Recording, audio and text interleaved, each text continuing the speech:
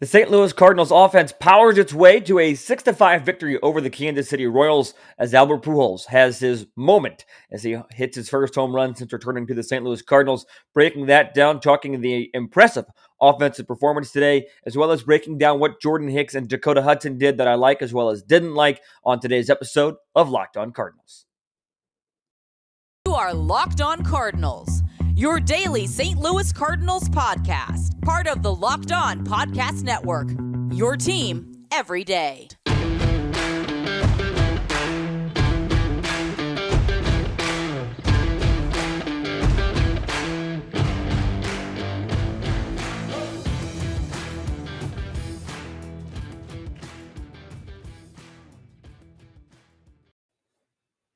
Hello and welcome to Locked On Cardinals for Wednesday, April the 13th of 2022. I am Lucas Smith, host of the show. Thank you for making Locked On Cardinals your first listen of the day, each and every day. For watching on YouTube, YouTube was down for majority of the day yesterday, so didn't get one out on YouTube yesterday, but it was recorded, posted, ready to go. But YouTube was down, wasn't really letting us switch accounts and editing things, so wasn't able to get that posted. But we still had one on your favorite podcasting platforms, so be sure to go check out that preview yesterday if you missed it. Because if you did miss it, I talked about Albert Pujols a little bit. You know, he would be in the lineup against Daniel Lynch, the lefty. And I don't exactly remember, and I did not specifically call his home run saying he was going to hit one out. Albert Pujols did, but I did not specifically call that. But I did say that I think he's going to have success against Mr. Lynch, and Albert Pujols did just that. On today's show, we're talking about the offense that has just been off to a blitz of a start, a fiery start, a hot start, however you want to phrase it, word it. You could not ask for much of a better start than what the Cardinals have given you here to start 2022. Yesterday was also intriguing because you got to see the season debuts, of both Jordan Hicks and Dakota Hudson. Some good things, some not so good things, but overall a win for them. So we'll talk about that coming up here in just a segment number 2, as well as talking about how the Cardinals need to handle these unplanned off days. As the Cardinals are rained out once again today on this Wednesday, and they will be heading off to Milwaukee to face the Brew Crew in the first divisional matchup with the Brewers this season. Second NL Central opponent the Cardinals will face overall. But we're starting with the big story. The machine, in a way, has officially returned. He has announced his presence with authority, to quote Bull Durham. Great movie. If you're watching on YouTube, you can see 2011 World Series championship hat is on. A little bit of nostalgia, but now it's not just nostalgia on the field. Now Pujols has produced. He had a 3-hit day yesterday, 3 for 4, 2 singles, and that dramatic, wonderful, fantastic home run. Maybe not necessarily the bombs of old, it wasn't a 500-foot blast or anything of that nature, but it was a majestic shot to left field, and a wonderful call by Danny Mac on the TV side as I was watching, and also a wonderful call by John Rooney on KMOX radio side as I went back and listened to that as well, because I love listening to radio calls of baseball. But that's what we've been waiting for. Ever since it was announced that Albert was coming back to St. Louis, that the machine was coming back, he was going to wear Cardinal red again, we've been waiting for that moment, that home run.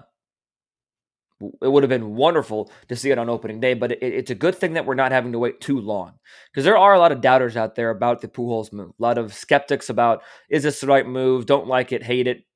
A lot of negative opinions out there. And I understand the hesitancy to a degree. I honest to God do. I really do.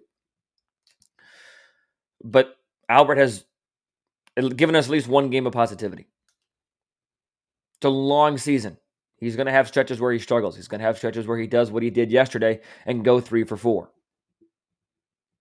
This is a Hall of Fame player for a reason. Somebody who put up really good numbers as recently as last year with the Dodgers against left-handed pitching. So he has the capability to do it.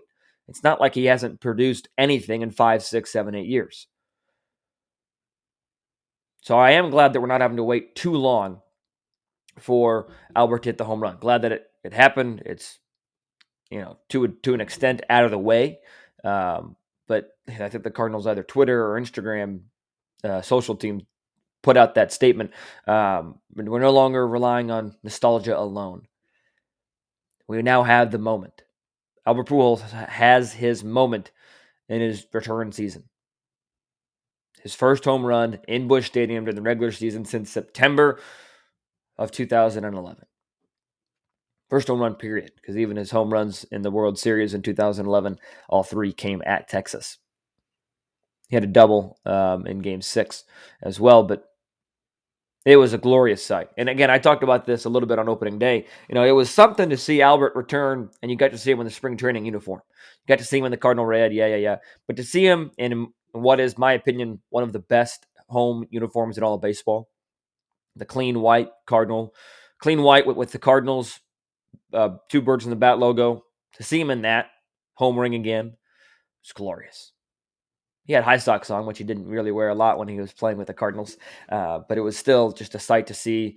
Let me know your thoughts. Comment on the YouTube section below, YouTube comment section below. DM me on Twitter at LJ Fastball. I want to know your thoughts because I'll be honest with you guys. I got a little tear. My eyes got a little tears in them. I got a little emotional. How can you? I tweeted this out. How could you not be romantic about baseball in that moment? How could you? How could you not be? After 10 years, Danny Mac made this call in 2019 when he hit a home run with the Angels in his return to Busch Stadium. Give us 10 years of memories from 2001 to 2011.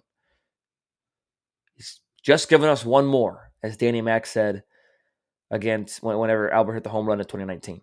He's given us another, or he gave us another yesterday, April 12th, 2022. What more can you ask for from the machine? Putting out results like the machine. Let me know your thoughts. Let me know your instant reaction to Albert's home run. But he wasn't the only Cardinal hitting balls out of the yard. Wasn't the only player in general, as the ball was flying out of Busch yesterday. But right before Albert's home run, people still settling into their seats. People still kind of celebrating the fact that Nolan Arenado had a home run in yesterday's game. So I tweeted this out, like I said. Nolan Arenado and Albert Pujols have hit home runs in the same game. They went back-to-back as well. They're playing for the same team, and that team is the St. Louis Cardinals. How can you not be romantic about baseball? And all in all, it led to a Cardinal win. Cardinal scoring 6 runs on 10 hits, 3 of those hits leaving the ball yard. As I mentioned, as Arenado and Pujols went back-to-back in the first, and then Andrew Knizner followed up with a 3-run blast down the left field line in the 4th inning. That's how the Cardinals scored all 6 of their runs, coming via the long ball, and it ended up being just enough. But this offense, it wasn't just a long ball yesterday. When you go to Baseball Savant and you take a look at the box score, I like looking at hard hit baseballs. Baseballs hit 95 miles an hour and plus. Because when you look at the top exit velocities of the game yesterday, 5 out of the 6 are Cardinals. Nolan hit one 109 miles an hour. Edman hit one 107.8. Goldschmidt hit one 105.4. And O'Neill hit one 104 miles per hour. But the Cardinals had a lot of fire next to their names for hard hit baseballs. Goldschmidt was 0 for 4 with 2 strikeouts, but he had 2 extremely hard hit baseballs. O'Neill, 1 for 4. That one, he had a hard hit baseball as well. Arenado, 2. Pujols and Edman both had 3. Edman is something else from the right side of that plate. Bader, DeYoung, and Knizner, all with fire emojis next to their names on the Baseball Savant box score because they hit the ball hard. That is what the Cardinal offense can do. This is a team that can hit the ball extremely hard on a consistent basis. When you hit the ball hard, good things happen. Yes, you had some not so great performances yesterday. Goldschmidt, as I mentioned, went 0 for 4 with 2 strikeouts. Not worried about Goldschmidt. Even DeYoung went 1 for 3. He had a walk, but he also struck out twice. So you take the good with the bad. DeYoung did hit a double in yesterday's game, so that's a plus. But this offense, like I said in the open, you couldn't have asked for much of a better start from the Cardinal offense here in 2022. They're off to a glorious start. And I get it. It's 5 games. With the win yesterday, or 4 games even. The Cardinals have had 2 rainouts now. They're 3-1. So 4 games. I get it. There is 158 games left. Quick math there. A lot of season left to be played, but what we've seen early is very promising. I'll talk a little bit about this in segment 3 because the real competition starts this weekend. Cardinals have played the Pirates and Royals in their first 4 games. Not exactly a gauntlet of teams per se. But you still have to, as a playoff hopeful team, you have to beat the non-playoff teams handedly, like the Cardinals are doing offensively speaking. Yes, they only won by 1 run yesterday, but still, the offense came through, stepped up, and provided the runs that they needed to provide. Plain and simple. Don't overcomplicate it. Offense won the game yesterday. Period. It was a pretty good win for the Cardinal offense. And all in all, an overall good day for the pitching staff as well, for the most part. It was very intriguing to see what Dakota Hudson and what Jordan Hicks were going to bring to the table. I imagine yesterday, if they got through 6 total innings, that would be the minimum amount for a win, for a moral win for those two guys. They got through 6 innings. Talking a little bit more about Dakota Hudson and Jordan Hicks in just a moment. But first, I want to tell you about the best tasting protein bar on the market, and that is Built Bar. Built Bar are incredible tasting protein bars because they are high protein, low calorie, high fiber, low carb protein bars that taste like a candy bar. Most Built Bars contain 130 calories, 4 grams of sugar, 4 net carbs, and 17 grams of protein. They taste better than a candy bar, so you replace your candy bars with these Built Bars because candy bars usually have 240 calories, 30 grams of sugar, dozens of net carbs, and no protein. And if I'm being honest, Built Bars just taste better. You have tons of flavors to choose from mint brownie, double chocolate, coconut. They have limited time flavors often as well, so check out Built.com often to see those limited time flavors and offers. You can also try Built Puffs, which is the first ever protein-infused marshmallow. At Built Bar, they're all about the taste. They make it taste delicious first and then figured out how to make it healthy. And I don't know how, but they pull it off every single time. So go to Built.com right now if I haven't enticed you enough. You can also use the promo code LOCKED15 to get 15% off of your order. Once again, use promo code LOCKED15, LOCKED15, to get 15% off at Built.com. Got to see the season debut of 2 different Cardinal hurlers yesterday in Dakota Hudson and Jordan Hicks. And in total, they were able to pitch a quality start. I'm not a huge fan of the quality start stat, but it ranged true because in total, combined, 6 innings, 5 hits, 3 runs, all of them earned, all of them charged to Dakota Hudson. 1 walk, that was to Hicks. 6 total strikeouts, 4 for Hudson and 2 for Hicks. 2 home runs given up, both by Dakota Hudson. This is a little bit of a hybrid combo start is what it ended up being. Dakota Hudson went the first 4 innings, 5 hits, 3 earned, the 4 strikeouts, 2 home runs. And then Jordan Hicks went 2 innings, just threw 27 pitches, 1 walk, and 2 strikeouts. I'll be honest, Hicks looked pretty good. And again, I talked about it yesterday. I already mentioned it today. They were able to go the 6 innings that they needed to go. It's what you expected out of these two. You needed them to go 6 innings to feel good about the rest of the way, and to feel good about their development. And yeah, Dakota Hudson struggled a little bit early. Gave up, the home run to Salvador Perez in the second inning, as well as Michael A. Taylor, the 2-run shot. So the 3 runs doing the damage in that top of the second. Salvador Perez just has a beautiful home run swing. Probably up there as one of the top catchers in the game today, especially offensively speaking. Probably go him and Grandal, 1A, 1B. But nevertheless, Dakota Hudson, I talked about it, the key was going to be to keep the ball on the ground. And in that second inning, he did not keep the ball on the ground, as the Royals were able to elevate against Mr. Hudson. But overall, Dakota Hudson got 5 ground balls and 2 fly balls, 5 ground outs and 2 ground outs. More than that on the ground. But outs on the ground were recorded by Dakota Hudson. 70 pitches for Dakota Hudson. So you feel pretty good about his ability to build off of that going forward. But he has to do a better job of keeping the ball on the ground, especially as a primarily sinker baller pitcher. He's got to keep the ball on the ground to find success. Plain and simple, just absolutely has to. No if and or buts about it. There were some good things. Like I mentioned, he K'd 4, didn't give up a ton of hard contact. According to Baseball Savant, he did give up 4 hard-hit baseballs in his outing. Jordan Hicks didn't give up a single hard-hit baseball in his outing, according to Baseball Savant. But Dakota Hudson, this is a start to build off of for him. You can easily see him being able to build off of this and find success after this start. You really can. I think Hudson has the ability to be a pretty solid starter at the major league level.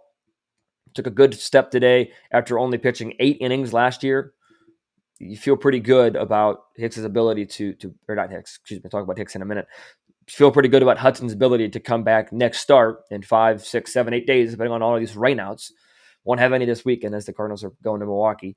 American Family Field, I think is what it's called now. Got a roof there, so we'll play all 4 games this weekend. But you feel good about in 5 days, whenever Hudson makes his next start, that he's going to be able to do it well, that he's going to be able to produce, perform, and get the outs that he needs to get. So overall, I was impressed. Maybe isn't the best word for it, but I was happy with what Dakota Hudson did in the start yesterday. Something to build off of. Something to build off of as well was Jordan Hicks' start. I was really pleased and happy with what Jordan Hicks was able to do in his couple innings of work. And I was interested to see, I talked about it yesterday, what pitch he was going to throw in to keep the hitters off balance. And when you look at his pitch breakdown on Baseball Savant, of his 27 pitches, you had 26 of them still be the sinker slider. He threw 16 sinkers, got 9 swings, 4 called strikes on there. He threw 10 sliders, 3 swings, two swings and misses, and he did throw 1 cutter. So that cutter maybe is that secret pitch that he's been working on. Maybe not necessarily, the bite of a slider. A slider usually kind of, if you're looking on YouTube, kind of goes it's a little more of a spinning action, a little slower. You can see a little bit more of a hump in the slider. Cutter usually just kind of goes down, goes towards the right-handed hitters, and then darts away just at the very last second. But when you look at his velocity, we knew that he was going to sit down. His minimum velocity was 95.9. His max was 99.2 for an average of 97.3. His yearly average before that was 99.2 on that sinker. Those are the minimum and maximum for that sinker specifically, as well as the average. The slider was sitting between 79.7 and 86.7. His average yesterday was 83.6. His yearly average, 84.2. So all pitches were down when you look at the average velocity. That's not a bad thing. You don't want a starter going out there and pumping 101, 102, 103 consistently. We see what that does to an arm like Jacob deGrom's. So we knew he was going to cut back on the velocity. But at the end of the day, he was able to get through 2 innings without allowing a hit. He did walk 1 and he struck out 2.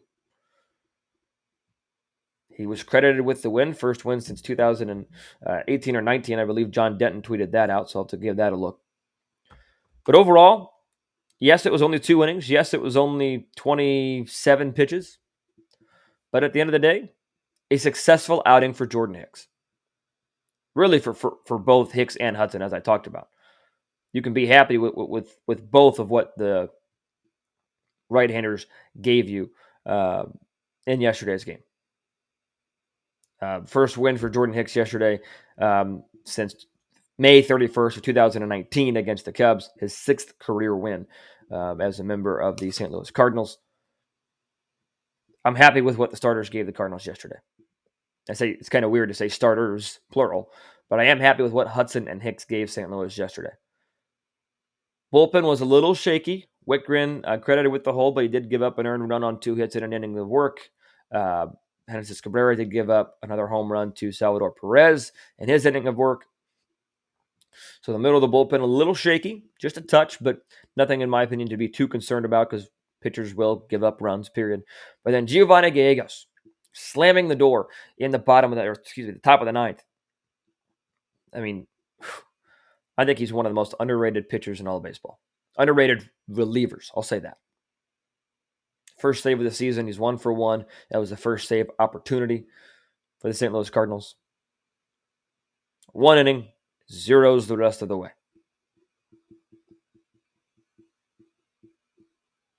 Just, you have so much confidence when Gallegos is coming in there in the bottom or in that 9th inning, in the last inning. Through 11 pitches, 7 of them for strikes. You have to have confidence when he's going in there. Four-seam fastball was 93 to 94, give or take, down on average, but that's still not a terrible thing. Slider got 2 swings and misses on it. He looked good yesterday.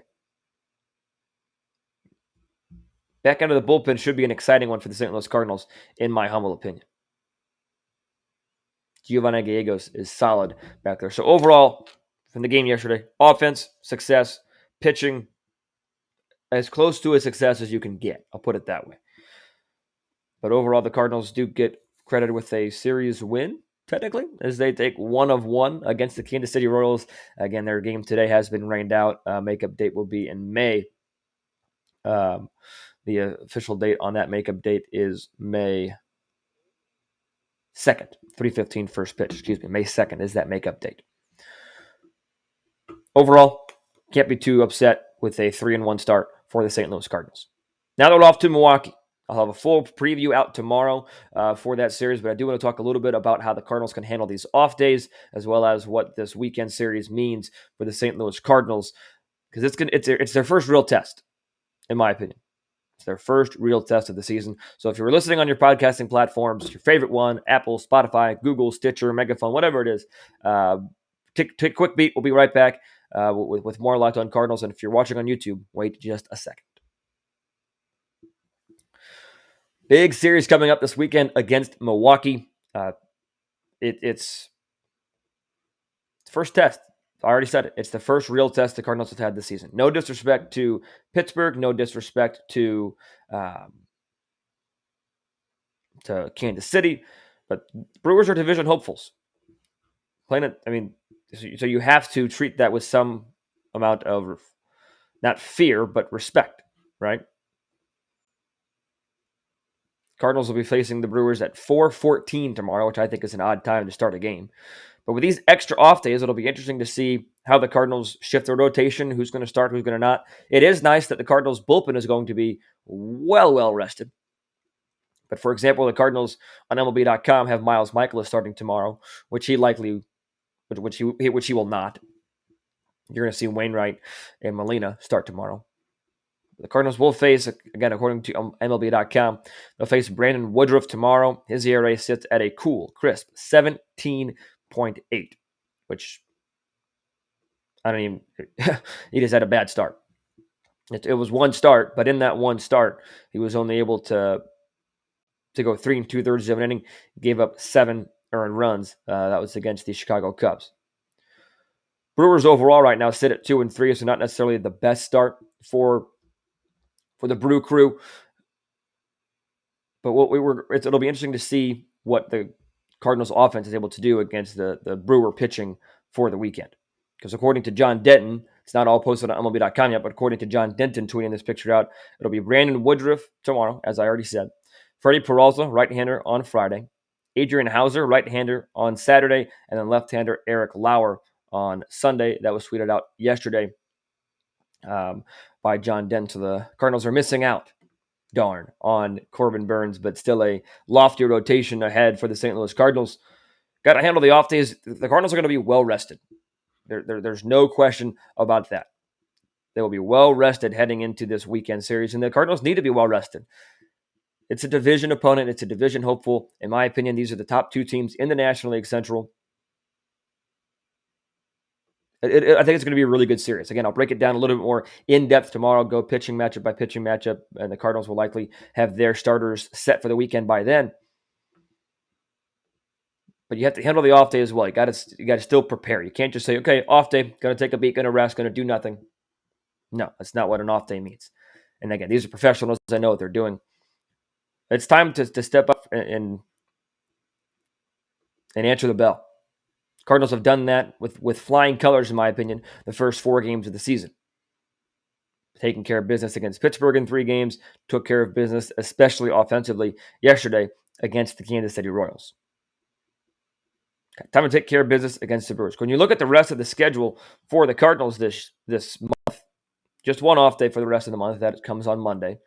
Again, rain could change that, but a lot of road games. Cardinals have a 4-game set at Milwaukee. That's going to be a big test. They're at the Marlins next Wednesday, or Tuesday, Wednesday, Thursday. They're at the next divisional opponent will be the Reds next weekend, Friday, Saturday, Sunday. They come back home to face the Mets. Maybe Max Scherzer will make another homecoming, and then a 3-game set to end the month against the Diamondbacks. That will become a 4-game set as it will bleed into May 1st for the St. Louis Cardinals. But this is really, in my opinion, the biggest test of the month is this 4-game set. Mets are solid, don't get me wrong, but that NL East is awfully good. They're gonna have a tough time coming out of that division. This is the biggest test this weekend of the month. All due respect to the rest of the major league teams. These are the 4 games, in my opinion, that the Cardinals need to have circled on the calendar this month. First, these 4 are extremely, extremely important when you look at the schedule.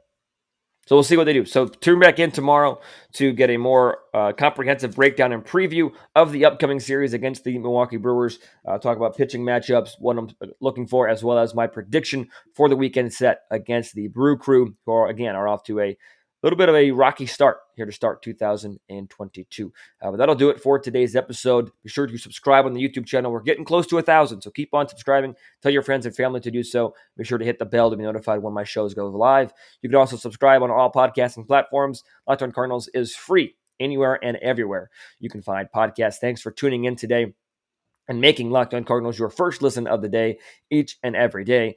Until I talk to you tomorrow to talk about the Brewers series, be sure to stay safe, stay well, and have a fantastic rest of your day.